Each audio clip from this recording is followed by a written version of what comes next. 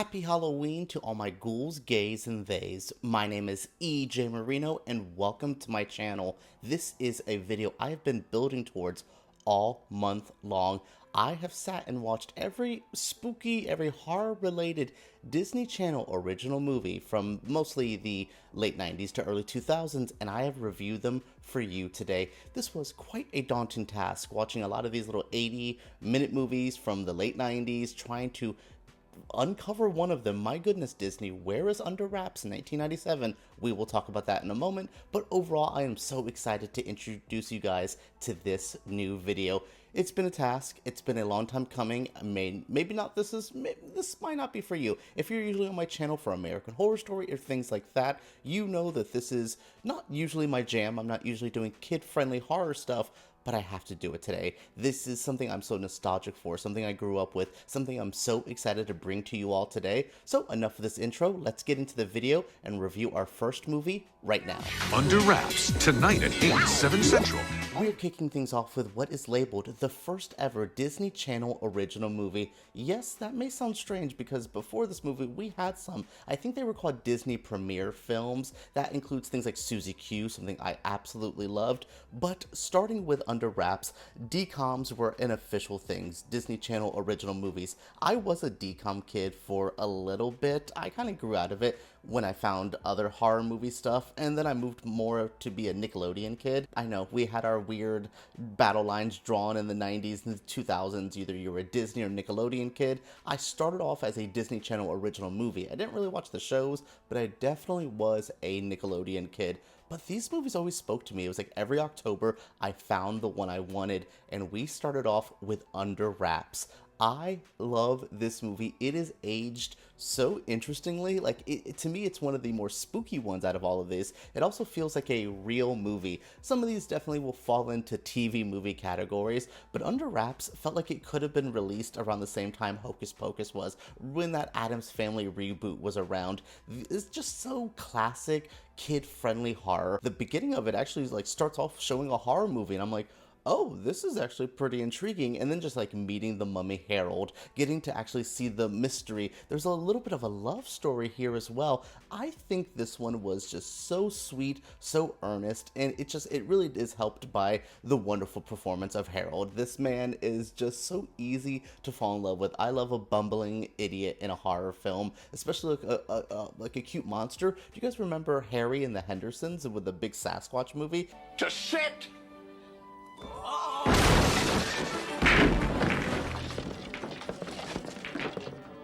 I was a fan of that, so you give me a somewhat silent, maybe it grunts, maybe it makes like weird noises, you give me one of those big characters and a family or a group of kids just trying to figure out how to deal with it, I am sold. It is an easy 90s plot that my brain can process. And I can process this show. Like, I thought this movie was so adorable, so interested. So we have Amy, Marshall, and Gilbert. They're the three most 90s kids I have ever seen. They go into like what they believe is a house owned by an old dead man, and they're like, ooh, this is gonna be spooky. Well, how spooky is it? They uncover a sarcophagus, and in that is a mummy that is thrusted out into our world. So the mummy has to get put back into the sarcophagus by the end of Halloween night, or he would cease to exist. You would think most of the kids would be like, yeah, let the weird zombie mummy guy go, but they end up liking this character, and they end up wanting to see Harold do better and do more. I think this has such a memorable score and soundtrack, like the All By Myself song kind of sprinkled throughout. I don't even want to put it near this. Is probably why it's not available on Disney Plus.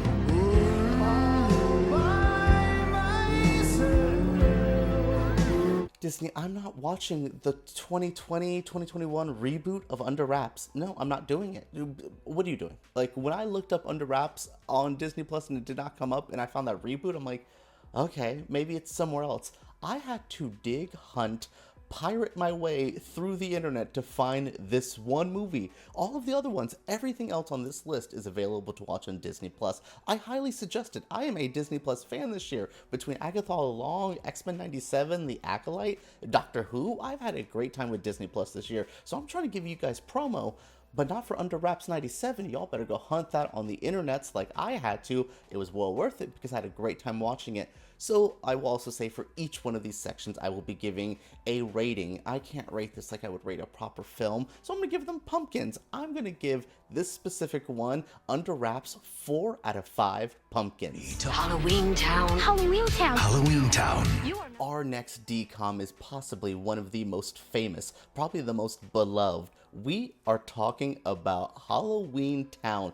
My goodness, I could talk about Debbie Reynolds eating this movie up for 45 minutes itself. I could talk about the Cromwell family being possibly one of the gayest families I've ever seen. Marnie Cromwell, gay. Sophie Cromwell, gay. Dylan Cromwell, gay. Gwen Cromwell, gay. Agatha Cromwell, gay. Calabar, gay. But truly, I love what this one had to offer. I think HalloweenTown is so easy to watch, so easy to love. This is for the kids who loved Addams Family. This is for the kids who loved Hocus Pocus. This feels perfectly in line with those kind of shows, those kind of movies, that kind of pop culture element. It's kid-friendly horror. It's hard to nail. This definitely does feel a bit more juvenile and a bit more young geared, especially compared to the sequel, which we will talk about in a couple minutes. But yeah, HalloweenTown from 1998, the Cromwell kids, we have Marnie, we have Dylan, we have Sophie. They are all different ranges of Halloween prepared. We have Marnie, who's obsessed with Halloween. All she wants to do is be a witch. We have little young Sophie, who's probably going to be the strongest witch out of all of them. And we have Dylan, the middle-aged boy, the middle-aged kid here. He definitely is the middle brother and something. He is pesky, he is annoying, he's too smart for his own good. My goodness, watching enough of these DCOMs, the tropes of these kids, it was like one of these kids is in every movie. Why can't you pick some other holiday to get hung up on, like Arbor Day? Trees are important too, you know. Also, by the end of this, especially in this movie, because where's the dad? You are like desperate for a 2-parent household in a Disney movie. None of these I'm like, oh, one of them has like 2 parents, and then, yay for that movie. But every time I'm like, dead parent, single mom, evil step-parent, maybe your mom's dating a vampire, who knows? This is definitely one of them, because it's like, where is Papa Cromwell? Not around, not here to deal with this annoying mother. Yes, the mother does not want her children doing anything related to Halloween. Well, Debbie Reynolds' grandma Aggie comes along. Agatha, yay, another Agatha in our witch world. She comes and brings the kids somehow to HalloweenTown.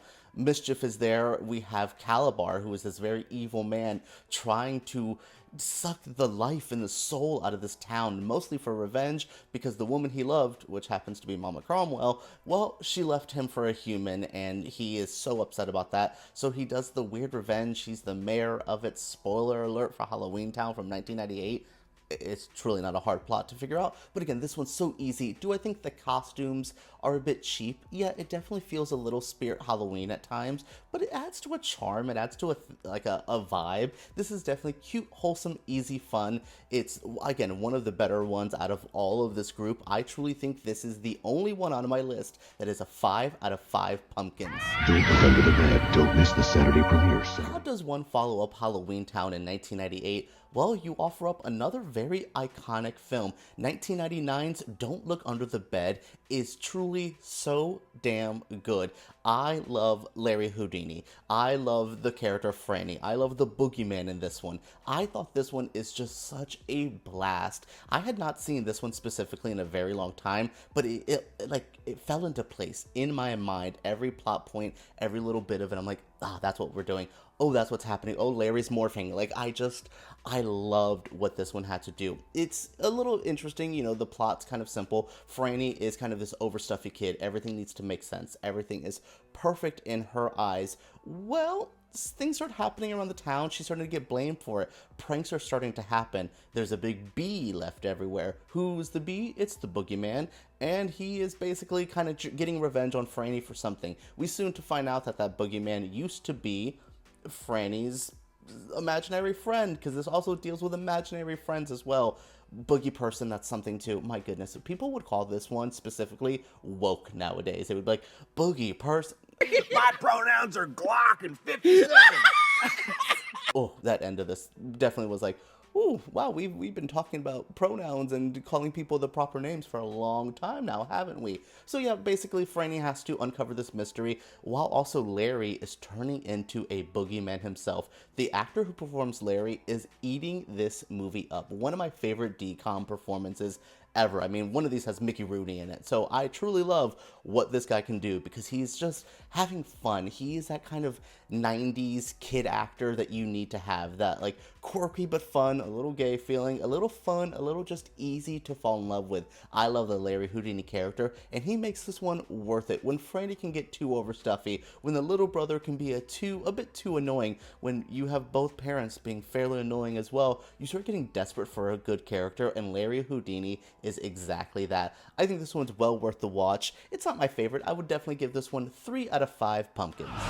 Mom's Got a Date with a Vampire. Tomorrow at 8/7 Central on Disney Channel. The year 2000 had 2 spooky DCOMs. There was one released right before Halloween and one released right after Halloween. This one is the first one up on our list. I remember watching it a lot back in the day. Not one of my favorites now, but Mom's Got a Date with a Vampire. Caroline Rhea. I was a Sabrina the Teenage Witch viewer, like, religiously. So Caroline Rhea was instantly going to win me over. She's great in this film. I like the younger cast. It's another, like, 3-sibling dynamic. It's, you know, we have the naggy teenage girl. We have the vampire-obsessed brother, Tyler, Adam, and then Tyler is the youngest one. So basically these kids want their mom to go on a date. They need to set her up. They set her up, and it happens to be with a vampire.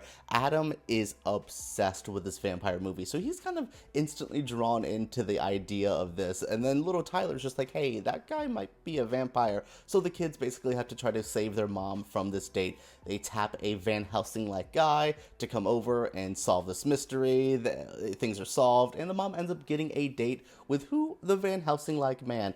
This one is simple, easy, and a bit boring, to be honest. Again, for one of the ones I watched a lot growing up, I did not expect it to be this bland, this generic, also this Canadian. Not only do they have one of the actors I remember from Degrassi in this, but it's just the accent starts slipping out. You're like, ooh, especially the younger ones. I'm like, that was the most Canadian way to say a boat ever. Wow, oh, sure, yeah, more things. It's like watching, the first time I remember watching Degrassi and being like, why do these accents sound... What are they doing? Oh, they're from Canada. So yeah, this definitely feels very Canadian. Out of all of the DCOMs that I've watched throughout this holiday season, it definitely feels the most produced in Canada. It's just overall pretty boring, pretty fine. I've seen this plot before. I think this plot could work out of most of these as a movie. I think, you know, it's a simple kind of easygoing plot of kids trying to set up their mom, and oops, I set my mom up with a vampire. This one could translate to like an actual, you know, 90-minute movie. This is only 80 minutes. Most of these were only 80 minutes. Blessings for a non-hour-and-a-half movie. Some of these could have only been about 70, 60 minutes, like this one specifically. But yeah, I could have seen this movie like brought out a little bit more to have a more fulfilling viewing. But overall, I'm gonna have to give this 2 out of 5 pumpkins.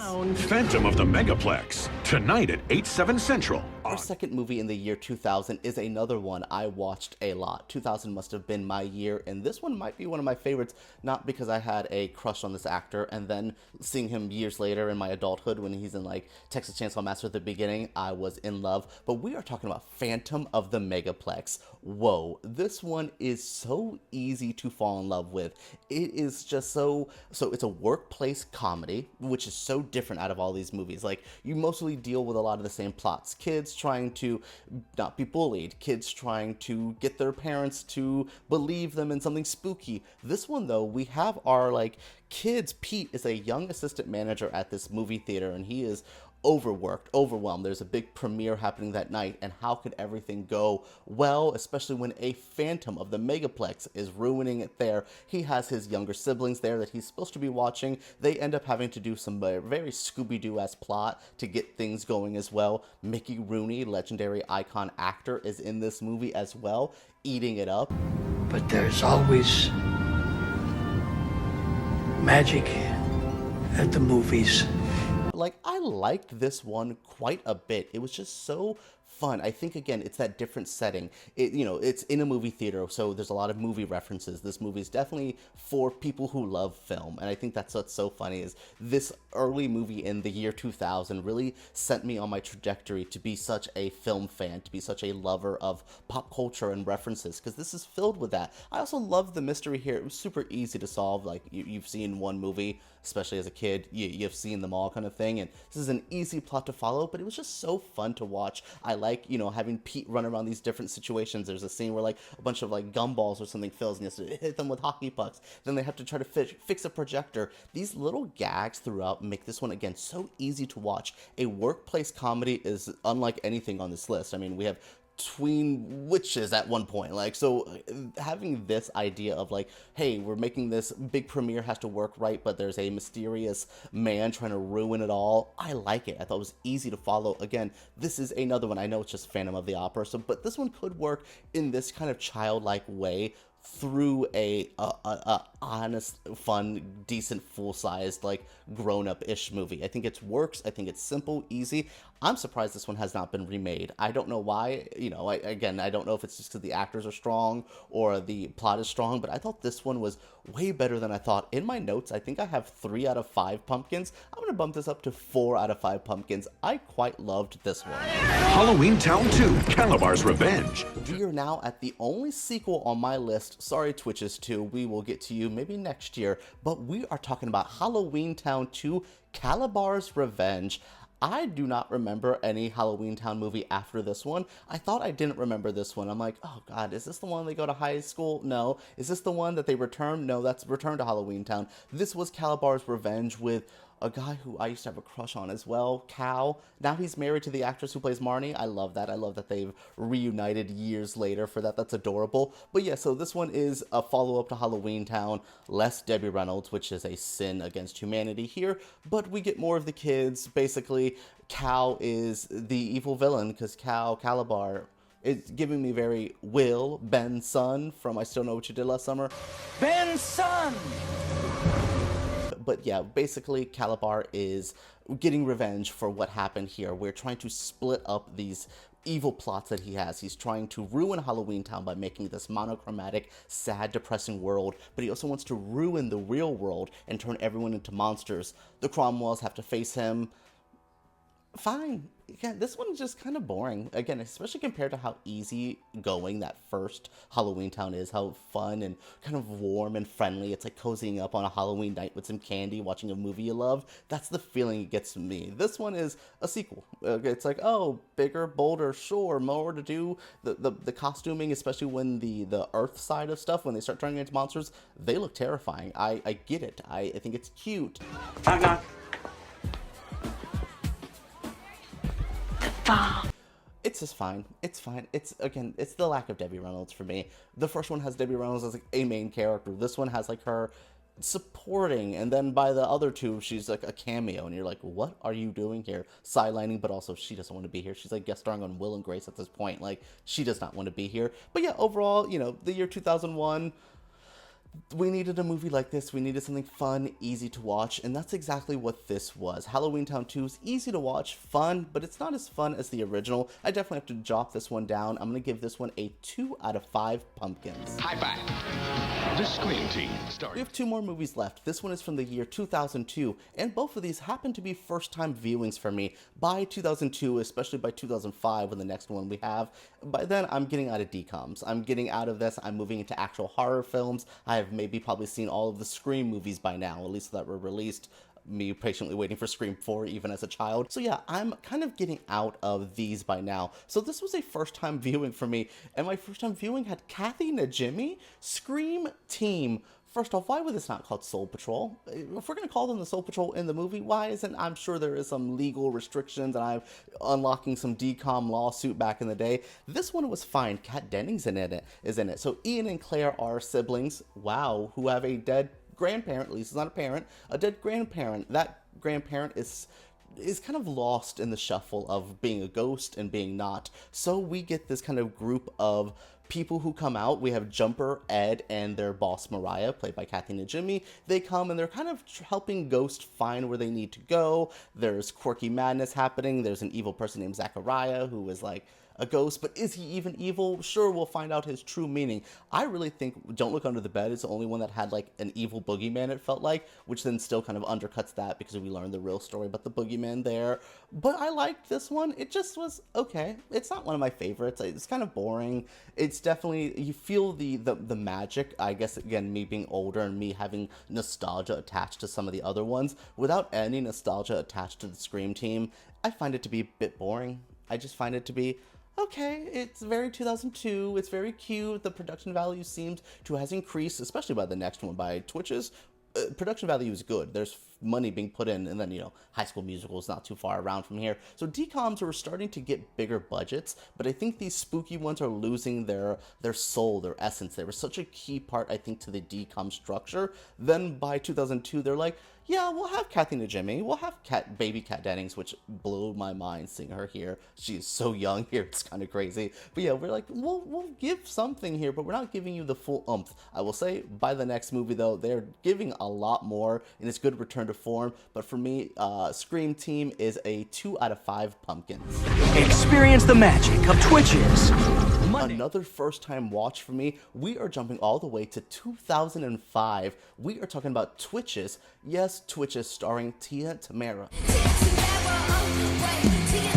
I was a Sister fan. I think these girls are awesome. I think they've grown up to be such interesting women that have memes that I use too often.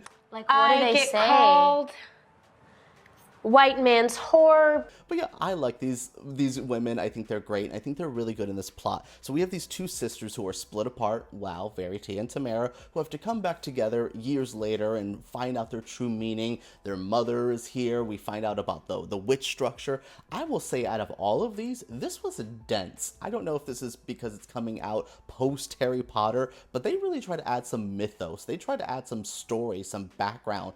I found this one like, wow, you guys try to plot. Like, Twitches feels like another one that feels like a real movie. I don't know if it's because Tia and Tamara Mowry came up in here and said, we need a plot. We need something to do with our time here.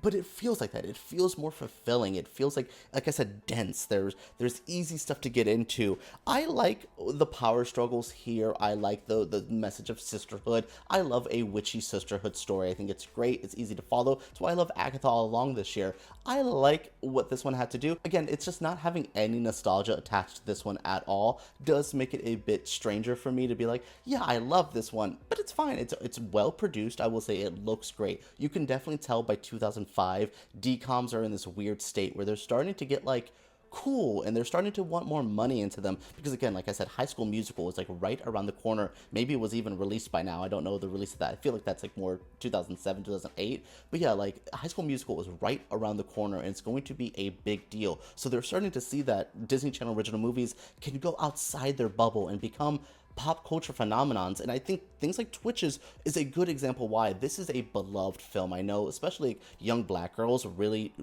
growing up having like friends loved this movie and loved what this represented and this like bond between these sisters. I love this one for what it is. Is it one of my favorites out of this? Again, there's no nostalgia attached, so it does keep me from being like, oh, I can ignore some of the flaws, I can ignore some of the cheesiness because I love this growing up. I did not have that one, but I will still say this is definitely a 4 out of 5 pumpkins for me. 8 Disney Channel original movies. This is not even all the spooky ones. This is not even all the weird ones, but I'm not doing Can of Worms or Stepsister from Planet Weird. Y'all can request that if y'all really want, but I wanted to do ones that I was nostalgic for. A time period, a vibe, the DCOMs that I loved growing up and had such an attachment to. I thought was such a fun idea for Halloween. I talk about spooky things all the time. I'm like reviewing grotesquerie and stuff. Like, I love my spooky, my weird, my gross, my disgusting.